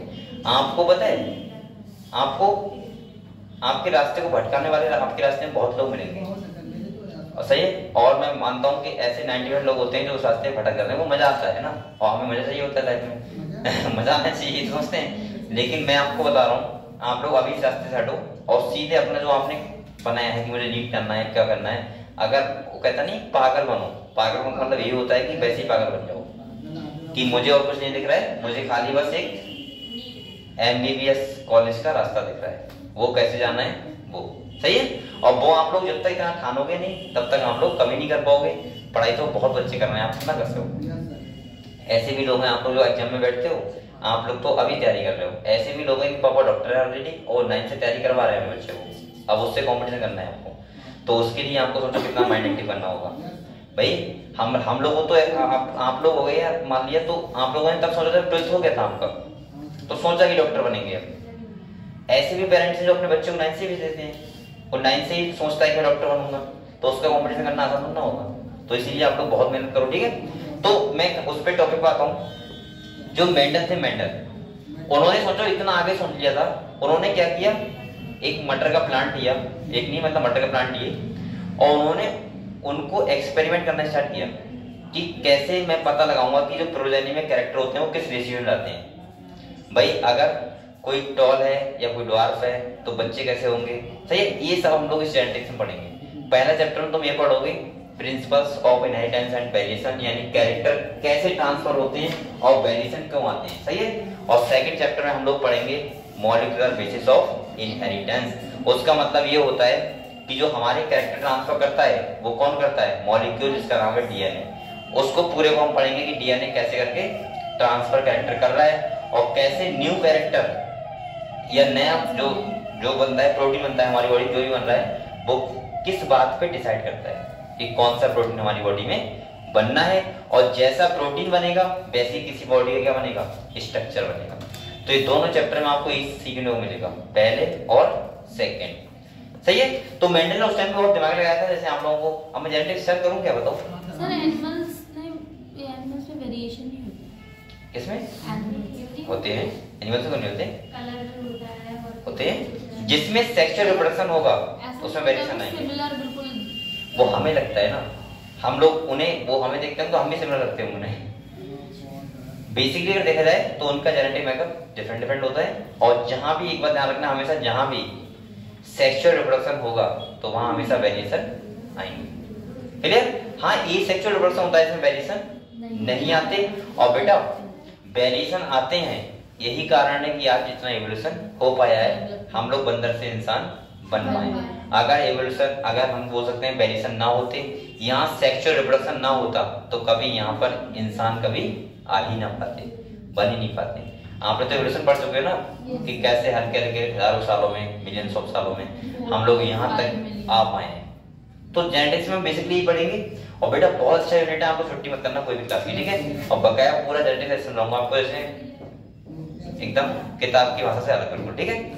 तो पढ़ेंगे कितना टाइम है? एक टाइम देखो अच्छा नेक्स्ट टाइम कुछ थोड़ा 15 मिनट 3 बार हो गया। 3 बार हो गए। तो कुछ टॉपिक बताओ मुझे जो पढ़ाना हो। ये तो मैं कल ही स्टार्ट करूंगा, ये तो अभी नहीं है। फैमिली फैमिली एकदम कैसे आ जाएंगी? अरे सर वो वाला कॉन्सेप्ट बता दीजिए। कौन सा? वो आपने कहा ना मैं ट्विंस वाला कॉन्सेप्ट बताऊंगा। ट्विंस वाले में भी होता है मोनोजाइगोट डाइजाइगोट, मतलब नहीं सर उसमें 2 केस होते हैं ना, एक वो ट्विंस होते हैं जिसकी शक्लें सेम होती है। वो होते हैं मोनोजाइगोटिक, एक जाइगोट से 2 पार्ट में डिवाइड हो जाता है, वो सेम होते हैं बिल्कुल। और डाइजाइगोटिक वाला होता है 2 जाइगोट बनते हैं, तो उसमें होते तो सेम है, जैसे कभी लड़का लड़की बन जाता है, कभी ऐसा होता है कि लड़की लड़की दोनों, लेकिन वो शकल की क्या होंगी? डिफरेंट होंगी, तो वो होता है डाइजाइगोटिक। क्यों? एक जाइगोट बनता है तो मोनोजाइगोटिक और 2 बनते तो डाइजाइगोटिक, बस। मतलब 2 जाइगोट बन के आएगा इसका, अगर उनको फर्टिलाइज करेंगे हाँ, तो 2 जाइगोट बन जाएंगे और 2 बनेंगे तो 2 बच्चे बन जाएंगे। और एक जाइगोट अगर 2 पार्ट में डिवाइड हो जाएगा, एक वो सेम शकल वाले होते हैं। मतलब फर्टिलाइज करेगा वो जाइगोट 2 पार्ट में 2 पार्ट में डिवाइड हो जाएगा, तो वो सेम शकल होते हैं।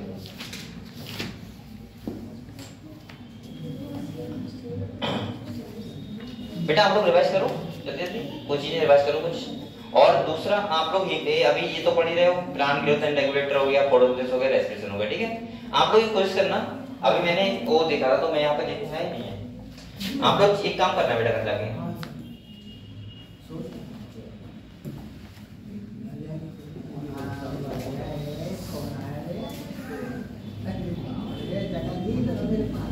इधर से जाते हैं।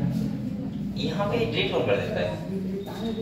क्योंकि फाइल मिल जाती है, हैं? कर जाती होगी तो हैंग करता है ना, इसीलिए अब यहाँ पे कोई आइटम ही नहीं है, मैं क्या करूँगा? तो डिलीट कर दिया था। इधर आ जाना। कुछ नहीं इसमें, वो हैंडबुक थी ना इसमें पड़ी हुई भाई, डिलीट कर देते हैं।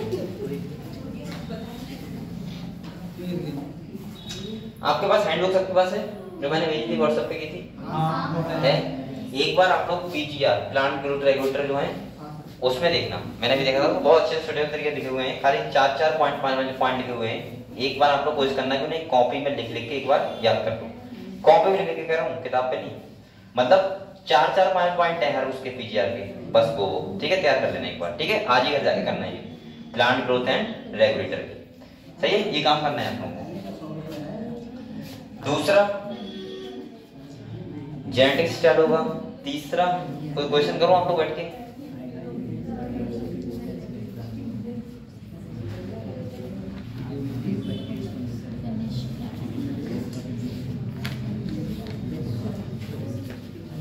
अच्छा ये बताओ मुझे, चलो मैं क्वेश्चन पूछूंगा आप लोगों से रैंडमली, बताओ। एक चीज बताइए, जो एलईडी फ्रीक्वेंसी है उसका क्वेश्चन करवा दीजिए इसका। एलईडी फ्रीक्वेंसी जो तुम्हारा वो हार्डी विनर प्रिंसिपल, क्वेश्चन करवाइए सर, प्रीवियस क्वेश्चन आएंगे। तो रुको, वो क्वेश्चन कहाँ से आएंगे? गूगल से? मैं निकालूं देखो अभी। आप पूछिए सब क्वेश्चन, चलो इन क्वेश्चन तीनों चैप्टर में से। इन तीनों से आए पूछें। चलो एक बार इन तीनों को याद कर लो, ठीक है, रिवीजन कर लो। चलो ठीक है, हाँ तुम देखो, फोटोसिंथेसिस, रेस्पिरेशन और प्लांट ग्रोथ एंड रेगुलेटर। अच्छा चलो बताओ, फोटोसिंथेसिस बताओ, ये बताएगा पहले ये बताओ बेटा, बताओ बताओ बताओ, ये बताओ बेल जार एक्सपेरिमेंट था जो, वो किसने किया था? ये तो पता ही होगा। हाँ बताओ। Joseph Presley.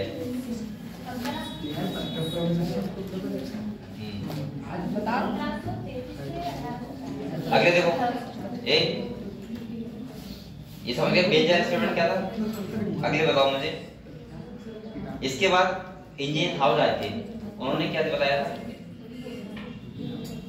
इंडियन हाउस एक साइंटिस्ट आए थे, ग्रीन सल्फर बैक्टीरिया नहीं उन्होंने अरे वो सनलाइट की प्रेजेंस में एब्सेंस में फोटोसिंथेसिस होगा या फिर नहीं होगा, ये बताया था। अच्छा ये बताओ बॉर्निंग इक्वेशन क्या बताती है? कौन सी? बॉर्निंग इक्वेशन वो ये बताती है अरे भाई हाँ उन्होंने ये बताया था कि जो ऑक्सीजन होता है वाटर से बनता है और CO2 से ग्लूकोज बनता है, ठीक है, ये बताया था, ठीक है।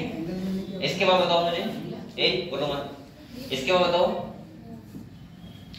ये बताओ वो आपको वो तो कल ही बता रहा था, वो photosynthesis PR photosynthetically active radiation पता है आपको कितने एनएम की लाइट को होता है? 400 से 700। तो ये बताओ 400 से लेके 680 तक दोनों एक्टिव होते हैं, 700 तक एक होता है खाली PS पास और 700 से ऊपर कोई नहीं होता, सही है। उसे बोलते हैं इंफ्रारेड रीजन और फोटोसिंथेसिस क्या होती है उस टाइम डिक्रीज होती है, सही है, पता है आप लोगों को ये। अगले बताओ मुझे, इसके बाद हम बात करते हैं, आप लोगों को पता है लाइट रिएक्शन हुआ था और क्या हुआ था? डार्क रिएक्शन, सही है। लाइट रिएक्शन में साइक्लिक हुआ था और नॉन साइक्लिक हुआ था। साइक्लिक का मतलब क्या होता? इलेक्ट्रॉन बार बार आ रहे थे, वापस आ रहे थे, PS फर्स्ट से जाएंगे, PS फर्स्ट से वापस आ जाएंगे, उसे बोलते हैं साइक्लिक। यहाँ ETS होता है, वाटर की स्प्लिटिंग नहीं होती है, और वाटर की स्प्लिटिंग और फर्स्ट इलेक्ट्रॉन शिफ्टर कौन था? नहीं पैराडॉक्स है, सही है, पता है आपको। यहाँ क्या NADP बनते हैं? नहीं ATP बनता है, नहीं बनते हैं, पता है आप लोगों को। और नॉन साइक्लिक जो होता है उसे बोलते हैं जेट स्ट्रीम, वहां पे वाटर की स्प्लिटिंग होती है, ATP का फॉर्मेशन भी होता है और NADPH का भी होता है, दोनों का होता है। इसके बाद मैंने आप लोगों को बताया था यहाँ पे वाटर की स्प्लिटिंग जो होती है उससे जो हाइड्रोजन होते हैं, सही है, वो तो स्टोमेटा में, वो सॉरी ल्यूमेन में स्टोर हो जाते हैं। और दूसरा मैंने कहा था यहाँ पे NADP बनता है और इलेक्ट्रॉन पास आउट हो जाते हैं किसकी तरफ? PS सेकंड की तरफ। PS सेकंड से स्टार्ट होता है, फर्स्ट इलेक्ट्रॉन सेक्टर कौन होता है? CO5। अच्छा वो ऐसे बोल सकता है कि PS फर्स्ट का प्राइम इलेक्ट्रॉन सेक्टर बताओ या PS सेकंड का बताओ, ऐसे पूछ सकता है, वो साइक्लिक और नॉन साइक्लिक ना दे। तो मैंने क्या बताया, PS फर्स्ट का क्या होगा बेटा? पैराडॉक्सिन, और PS सेकंड का क्या होगा? CO5, सही है। इसके बाद आपको पता है वाटर की स्प्लिटिंग होती है, ये सब पता है हम लोगों को, साइक्लिक नॉन साइक्लिक, ठीक है।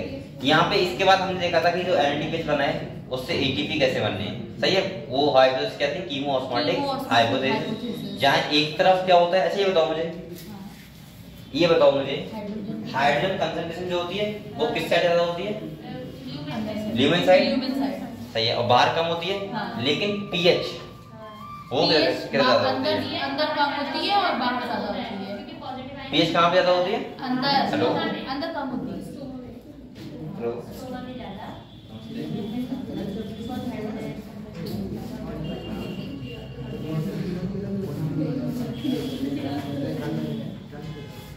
अब उधर से नहीं जाएंगे, काम करा तूने?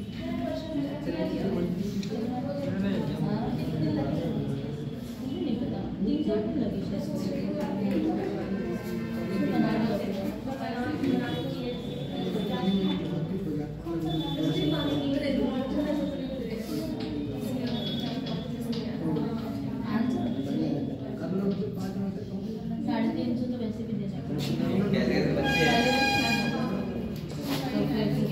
एक बच्चा मैं फोन कर रहा, इस सारा भी मैंने अल्ट्रासाउंड करवाया तो डॉक्टर बता रहा है किडनी नहीं है मेरे पास। अभी तो मैंने बोला सर ऐसा हो सकता है क्या? मैंने कहा ऐसा नहीं हो सकता। तो नहीं सुनो मैंने कैसा नहीं सकता है, लेकिन मैंने कंफर्म करो फिर से कि वो बता क्या रहा है। मैं हो सकता है वो ये कह रहा हो किडनी में इन्फेक्शन है, ऐसा नहीं बोला हो। तो बोला सर मैंने ध्यान सुन नहीं पाया। मैंने खुद ऐसी बात कर रहा है कि मैं अभी ये तो न्यूज बता दूं कि ये किडनी की आदमी इतना अच्छा सक्सेसफुल चल रहा है, ऐसा कैसे सकता है कि नेचर ने एक किडनी बनाई? नहीं सर, एक किडनी के थ्रू चल सकता है, लेकिन डिजीज रहती है ना किडनी में, होती दोनों है। ऐसा सुना कि किडनी ही नहीं है, या कोई कहते हैं वो कह रहा है, मैं कह रहा हूं फिर से पूछूंगा, मैं यहां फिर से पूछूंगा। हो सकता है किसी ने गायब करवा लिया, नहीं ऐसा हो सकता है। सर आ गया देख किडनी कम हो गई लोग तो एक नहीं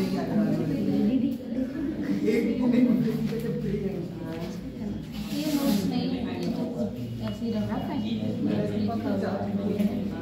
मेरे पास 5 अरे मैंने वर्षों को दिए हैं।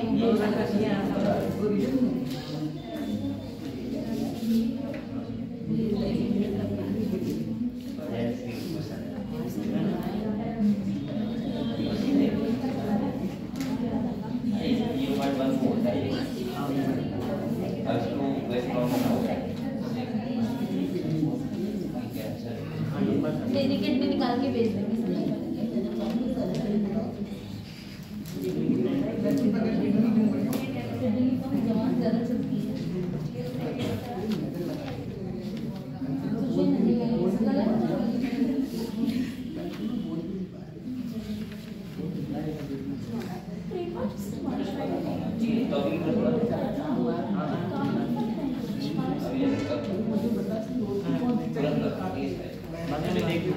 ये वाला ठीक, ये क्वेश्चन ऐसा वो उसी का है ना, इसमें घोड़ा मार करना होता है ना। भेज दूं क्या सर? नहीं भेजूंगा।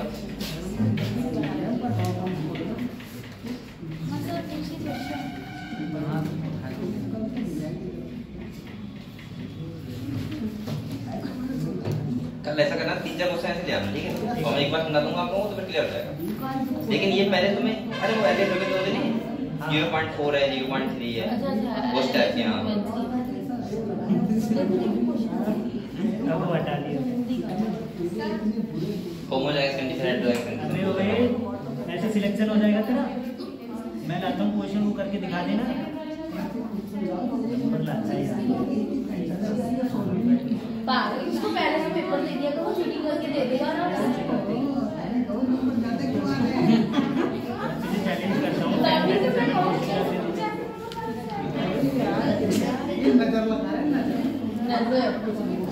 चीटिंग वाली नजर। I challenge you. चैलेंज कर दिया हमको कोई फर्क नहीं पड़ता। कहना हम करते ही नहीं है। आप लगा चले।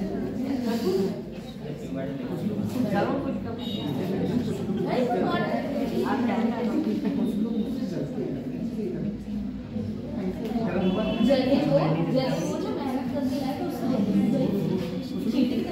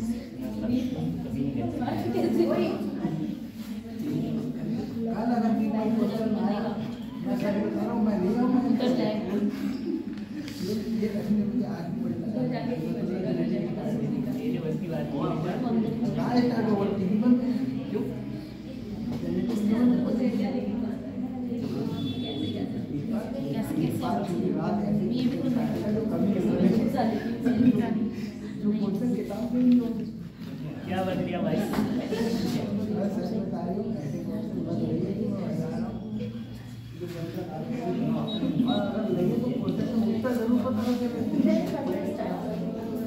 मैं भी करके दिखा रहा हूँ।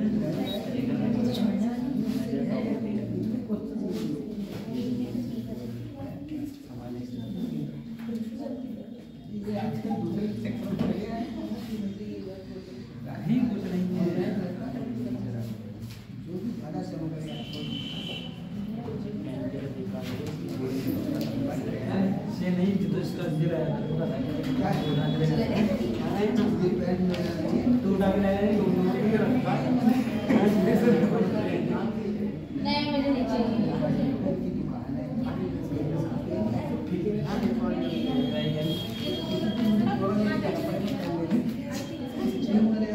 भाई डायग्राम मत देखो, डायग्राम कोई बात नहीं, हमें तो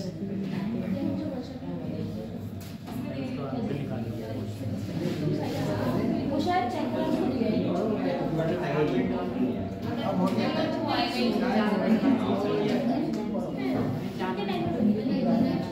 कितना टाइम किया, 3 दिन उसको बनाती रहेगी लगातार घर पे क्या चलो बेटा, एक बात और, एक डॉट है कि जो नॉन साइक्लिक होता है वहां पे फर्स्ट इलेक्ट्रॉन सेक्टर होता है जो, सही है? वो क्या होता है? पी सेकंड का न्यू हाइड्रोजन का अर्थ में, लेकिन कहीं कहीं पे ऑप्शन में प्लास्टोक्यूरिन लिखा होता है PQ, ठीक है? तो आप लोग ध्यान रखना है अगर फ्री वाइटर ऑप्शन में नहीं है तो आप लोग उसको भी टिक कर सकते हो। बुक में नहीं है तो पहली बात तो वो प्लास्टिक बिन में ध्यान रखना, ठीक है? वैसी बात नहीं, ठीक है? हम लोग ध्यान रखना बस। और अगर बुक में नहीं तो वो ऑप्शन भी नहीं देगा, पहली बात तो सही ध्यान रखना। हाँ मतलब दोनों में से। हाँ, क्योंकि कुछ चीजें ऐसी होती हैं, बहुत सारे कंपाउंड में एनसीईआरटी में साइकिल दिए नहीं है तो उनको याद ना करो तब भी चलेगा।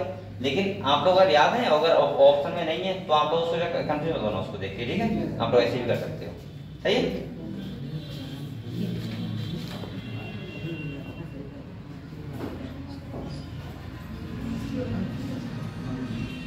और बकाया बेटा आप लोग फोटोसिंथेसिस रेसिपी में बहुत अच्छे से पढ़ाई करो, ठीक है? और प्लांट ग्रोथ एंड रेगुलेशन, और कोशिश करो कि आप लोग एक बार पूरा अच्छे से क्वेश्चन लगा लो, सही? ज्यादा से ज्यादा लगा लो क्वेश्चन, और जिससे आप लोग क्वेश्चन लगा लोगे तो आप लोगों के डाउट सारे क्लियर हो जाएंगे, और जब आप पेपर दोगे तो आप लोगों को कोई भी डाउट नहीं होगा, ठीक है?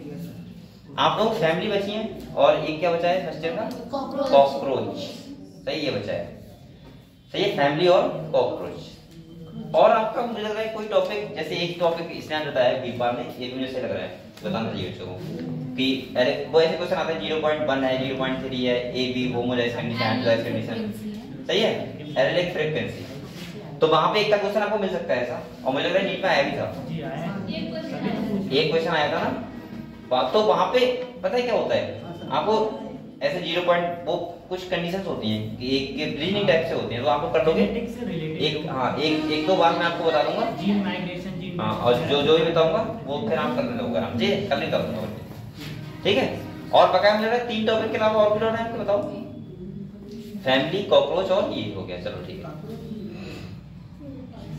अच्छा, फैमिली का पीडीएफ किसी पास? अच्छा मेरे पास है, तो अगर चाहो तो आप जेनेटिक्स पढ़ लेते, पहले फैमिली पढ़ लो, बताओ? नहीं सर, जेनेटिक्स नहीं जेनेटिक्स पढ़ा है? नहीं पहले नहीं, आप लोग बताओ अगर आपकी इच्छा हो तो। 11 खत्म हो जाएगा फिर पूरा आराम से तो फैमिली दोनों सब लोग बताओ जेनेटिक्स पढ़ा है? हाँ सर, चलो डायरेक्ट स्टार्ट करेंगे, वरना अगर आप चाहो तो फैमिली अभी स्टार्ट हो सकती है। कोई फैमिली नहीं चाहिए। चलो ठीक है।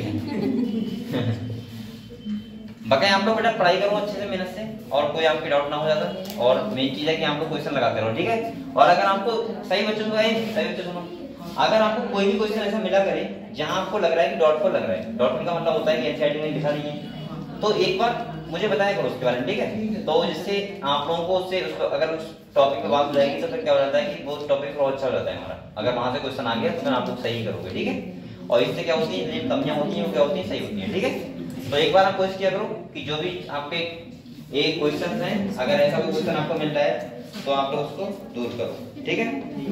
चलो उसका कल पढ़ते हैं हम लोग, जेनेटिक्स करते हैं, ठीक है? दिखा दो जा रही हूँ।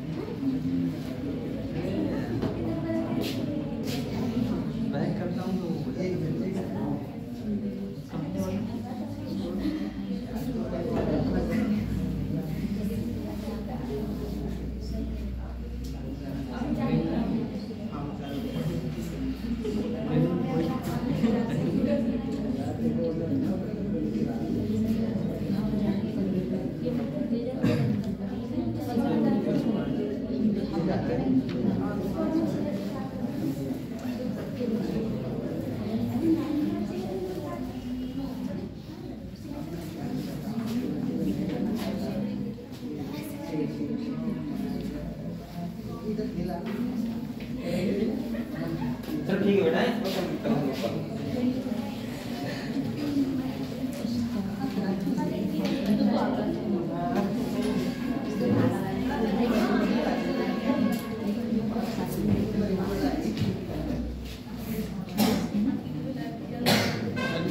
मिला है।